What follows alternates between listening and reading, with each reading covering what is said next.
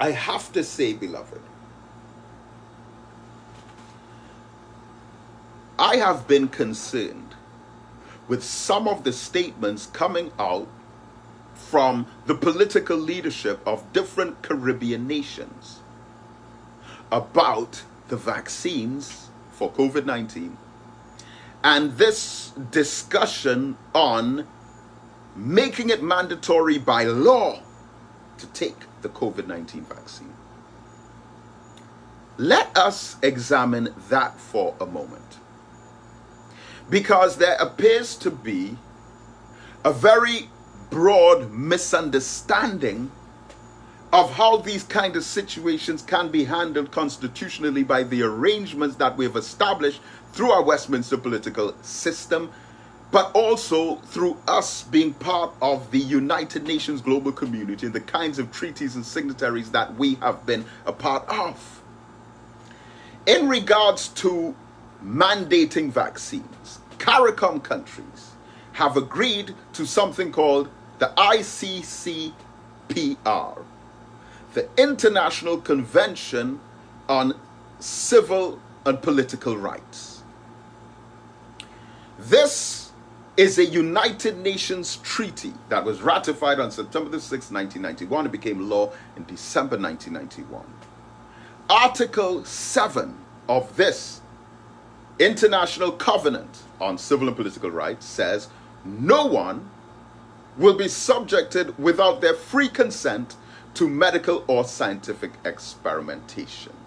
Now, this United Nations Convention, the ICCPR, the International Covenant on Civil and Political Rights, is a multilateral treaty adopted by the United Nations General Assembly Resolution 2200A on December 16th, 1966, and became in force from March 23rd, 1976, in accordance with Article 49 of the Covenant. This covenant, by the United Nations, was drafted in consideration of the crimes against humanity committed by Nazi Germany against the Jews. Listen and think. Article 4.2 of this United Nations treaty says the rights can only be limited, quote, in time of public emergency which threatens the life of the nation. Put a bookmark right there. Because of course we would say, and some of the politicians have been saying, well, it's a public health emergency. Therefore, you can introduce certain laws constitutionally, like as a state of emergency with the suspension of constitutional rights, and take measures that would not be enacted under normal circumstances. We accept that. But let's continue to educate ourselves by reading on. And I'll backtrack on that last part. According to Article 4.2, these rights that they're talking about can only be limited in times of public emergency which threatens the life of the nation. And we could say that right now with COVID-19, we're in a state of public emergency and lives are being threatened. Good, but let's read on.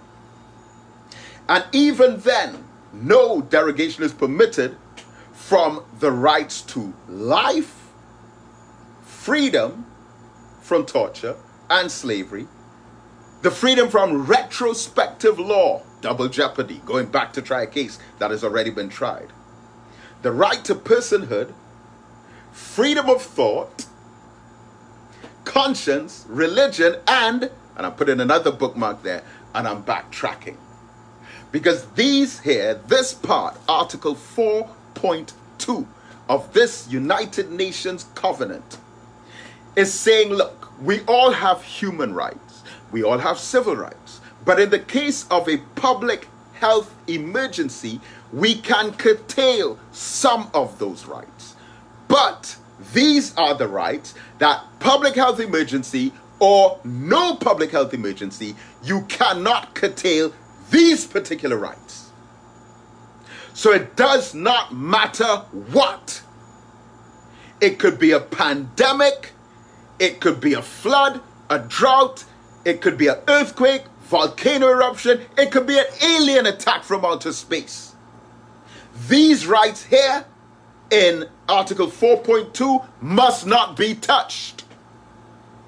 And those rights that, regardless of what crisis is happening, that will always remain intact according to the United Nations ICCPR covenant are